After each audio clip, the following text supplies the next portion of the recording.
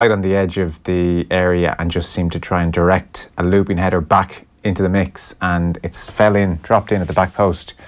Whether he meant it or not, it doesn't matter. Belgium 1, Japan 2 with 20 minutes to go is the latest from Russia. This World Cup continues to be extraordinary in various ways. So back to the hurling. Shane McGrath, All-Ireland winner with Tipperary, is on the line. Evening, Shane. Hey, how's it going, Joe? Very well. I know you caught a bit of John Meyler there, so Cork obviously feeling good about life. What about that last point we put to him, the clash in styles between the two games yesterday, which struck everyone really, between the free-flowing nature of Cork and Clare and that more physical, big hits kind of vibe up in Leinster, and how do teams like Cork, and if they get there, Clare, counter what Galway and Kilkenny can bring to the table physically? Fair question, Joe. I know John, he kind of went the roundabout way of answering it, and without answering it, I suppose, and I suppose that's what he has to do because they don't know who they're going to play yet. But, I think whoever Cork play, if they do play Galway Kilkenny, the only place they're going to play them is Croke Park. And I think that they will utilise the space up there. Even yesterday in Simple Stadium, there were 5 or 6 balls and they just kind of, they drifted out over the sideline, whereas I don't think that will happen in Croke Park because it just plays much bigger. And, the likes of Pat Horgan, Harnedy, Luke Meade, they're able to get on these balls and take on the guy. But, I suppose you just, as John Meyler said, you have to play to their strengths, and their strengths is speed, But I suppose I heard him mention there about physicality. What do they do when they play a physical team? I mean, Conor Cleary and David McInerney and Pat O'Connor are no slouches when it comes to physicality, and they did up pretty well against them, especially in the second half yesterday. And, Colin Spillane is a physical guy, Cahalane is a physical guy, Joyce is a physical guy. Try and get Mark Ellis back, maybe, if they can, I think they'll be able to match it. But saying all that, Joe, maybe it is one of their Achilles' heels. I mean, you might correct me if I'm wrong now. I don't think Cork have won a big game in Croke Park since the 2013 All-Ireland semi-final against Dublin. You might find that out there now for definite, but we played them in 14 in the semi-final. They were coming up, similar to what they are now, best team in Munster. We were kind of, maybe not as fast at hurling as them, but we were more physical than them, and we just got on top of them. Did you feel ultimately that would count? That look, we can bully these guys? Yeah, I'll be honest. Yeah, I did, and I think even myself personally, the 2 guys that were midfield against us that day, myself and James Woodlock, they more or less had given them the All-Stars before the match was even on, and that kind of hurt us. And we said, whatever we have to do to win this game, we will. And for shame, he got a goal early on in the game, and that kind of really set the tone for us. And we outfought him, and we ended up winning the game handy enough. And I feel that I think it's going to have to be in Cork's mindset now that they haven't won a big game up there in a long time, with the last one being against Dublin, and they're really going to have to get over the line. With all this hurling that they have and all the speed they have, they need to use the space up there. Yeah, I want to talk to you about Kilkenny Galway then. Here's Brian Cody speaking to Oisín at full time firstly. Brian Cody, Kilkenny manager. How are you feeling? Happy, sad or indifferent? All of those things, yeah, certainly. No, I'm happy. I'm not sad. I'm not indifferent. No, I'm happy. Obviously, we'd love to win the game, but we didn't win the game. We didn't lose the game. It was a game, obviously, that we weren't expected to win at all. We weren't expected probably to be even close to winning it. And I suppose with 5 minutes to go, we were 3 points down, and we finished out again with 3 excellent points from play, which was obviously a great tribute to the lads. And throughout the game, we were very competitive at all times.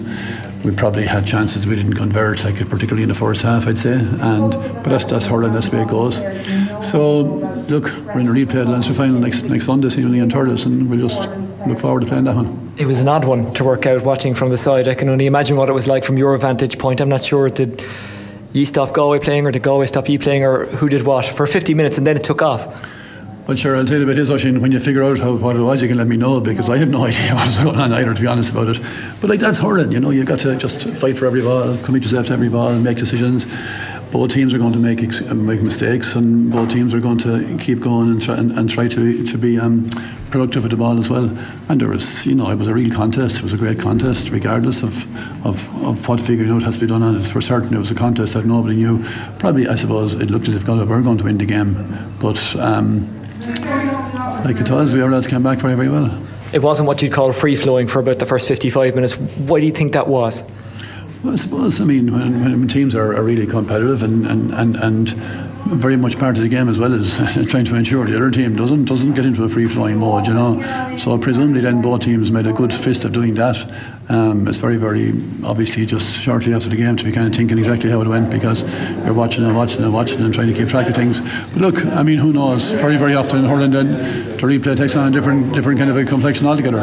Regards to puck outs, it was real old school stuff. Just every single one of them went very long. I don't think there was a short puck out there. What was the thinking behind that from your point of view? I suppose the thinking was that we're just old school, really. If that's what we're supposed to be. No, there's no thinking. I mean, to be honest about it, Owen has control of puckouts and he takes on whatever best option is there. And I'm not sure exactly at this stage what the results would were, but if that's the way it went, that's the way it went, Meanwhile, delirium and ecstasy and relief for Belgium. They've equalised against Japan, 76 minutes on the clock. Hazard down the left hand side stands up across, and who else but Marouane Fellaini gets above two Japanese players and heads into the net. So it's 2-2, 76 minutes on the clock. Shane McGrath, former All-Ireland winner with Tipperary, is on the line. I know we dragged you away from this game. Sorry, you've only missed one of the most exciting goals of the World Cup so far, Shane. No problem. Fellaini. Yeah, Fellaini. Look, the man does a job. Maradona of Belgium. So that's Brian Cody's take on things. We'll get into how we got to where we got to with this game, but when Kilkenny were down by 3 points, you thought this thing was done, and there was just something magical about the way they closed that gap and scored those 3 points, not least the vision of Richie Hogan. I mean, how great to see him back in the pitch doing that kind of stuff, and TJ Reid scored the equaliser, and there was something just kind of amazing about the way Cody gets his teams to do these kind of things. Yeah, unbelievable, Joe. And you said you mentioned Richie Hogan and TJ Reid, 2 hurlers of the year, and I suppose they've just set such high standards for them. Great to see Richie back on the pitch, especially when I'm not playing against him now. I mean, he has that vision that nobody else has really. But there's one guy, and you talk about the Brian Cody, this special skill he has of picking up these guys. I suppose John Donnelly. Okay, he wasn't started yesterday, but 67 minutes gone, it's 18 points to 15. 68 minutes, he catches the ball, puts it over the bar.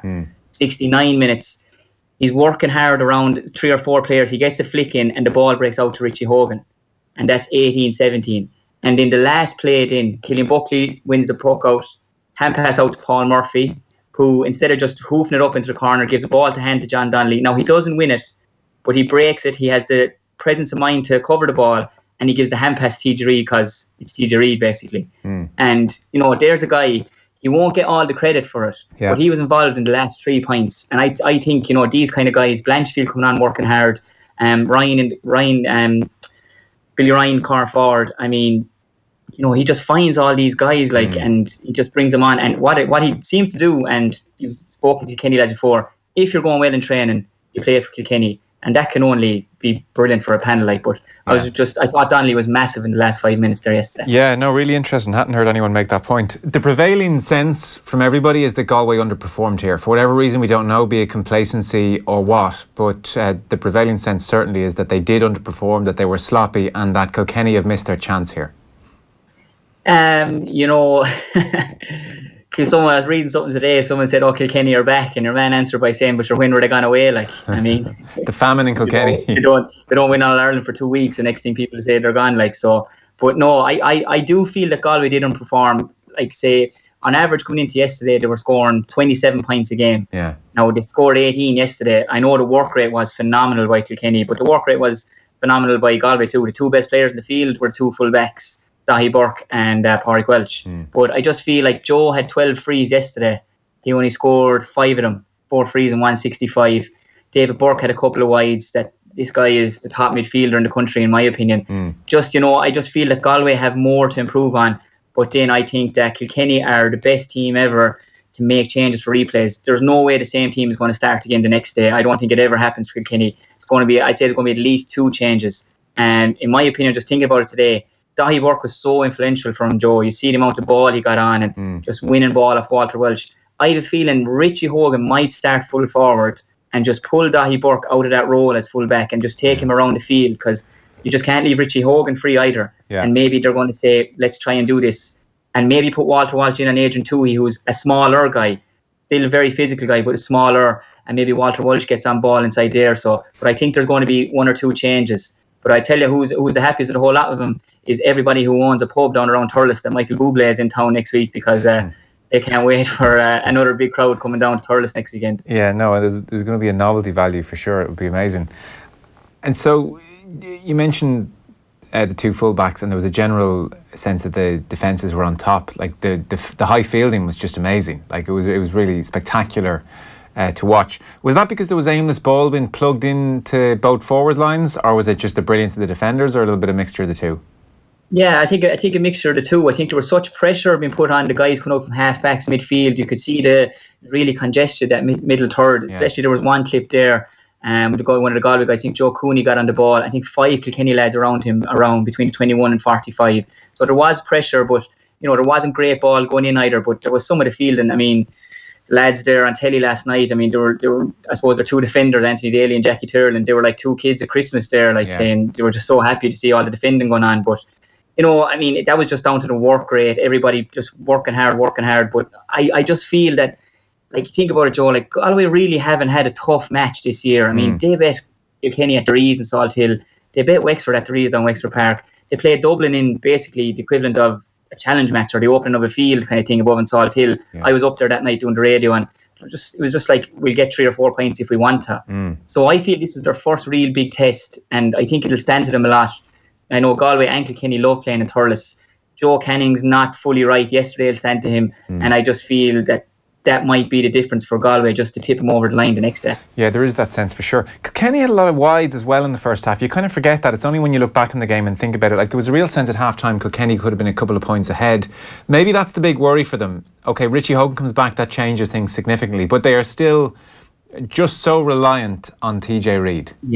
Yeah, I suppose 18 points, he scores 10 of them yesterday. Yeah. I mean, what did it, like, I mean, OK, 8 points from frees, but he's just phenomenal at the frees, and you see how important the frees were yesterday down in Thurles. Peter Duggan misses 3 frees, and he is flawless at the frees up to yesterday. He misses 3 frees, and that just feeds through the whole team. I mean, if they know your free taker isn't confident, I mean, you're not as confident taking on the back maybe, and because of that, Clare have 9 wides in the second half. Yeah. So maybe that fed through the Galway lads as well. Maybe they weren't taking on Kilkenny lads as much because Joe's just having an off day on the frees. Yeah. And, Niall Burke was phenomenal from play, 4 points from play. But, I mean, I just, Kilkenny had a few misses, and then Cathal Mannion has a chance for a goal. Remember that before half-time? Whereas if he takes it in the hand, maybe he steps inside and he buries it. So, I mean, there's a lot of ifs and buts. It was only 8 points to 7 at half-time. I mean, it was a very low-scoring game. I think a lot of that was down to kind of the missed chances and just both teams really having their first really big test of the year yesterday. Yeah, so you don't buy into this Galway complacency theory? No. Just knowing Micheál Donoghue, Micheál would have worked with us for a couple of years before he got involved with Galway, just to get experience or one thing or another maybe away from Galway. And I just feel that he wants to win everything, and this bunch of players know the time is now for them. In 5 years' time, there's a lot of these guys not going to be around, and they have to win as much as they can in the time period they have. They are physically big guys, but they are also phenomenal hurlers. And a lot of the counties around the country, Joe, are trying to copy them and bringing in big lads, 6'4" or whatever, but they just don't have the hurling of these lads. Yeah. So no matter what ball you give into them, be it high or low, that's why I feel that Galway will win the next day, because they just weren't winning those 50-50 balls they normally win. And they weren't really tested until yesterday. And I just think it'll stand to them big time the next day. And they want to win as much as they can. I mean, they don't want to go another 30, 35 years without winning something. They've loads of confidence, and they had the hurling for years. We know that. But now they actually believe that they're good enough to win All Irelands. And that's why I think they're still ahead of everybody else. Okay. Shane, beautifully done. Thanks very much. Cheers, thanks Joe. Cheers. Shane McGrath there giving us his thoughts on the Leinster final, which obviously is going to a replay this Saturday, Semple Stadium. It's still 2-2 between Belgium and Japan, 84 minutes on the clock. Off the ball on News Talk. The new Tiguan Allspace is the latest addition to the distinctively designed Volkswagen Tiguan range with up to 7 seats. For 182, enjoy non-existent rate APR PCP finance, technology upgrades, and a purchase contribution of €1,000. Request a quote online or at your authorised Volkswagen retailer. Conditions apply. Purchase contributions only on finance contracts. Offers only available on models registered by July 31st. Volkswagen Bank GmbH Branch Ireland is authorised by the Federal Financial Supervisory Authority in Germany and regulated by the Central Bank of Ireland for conduct of business rules.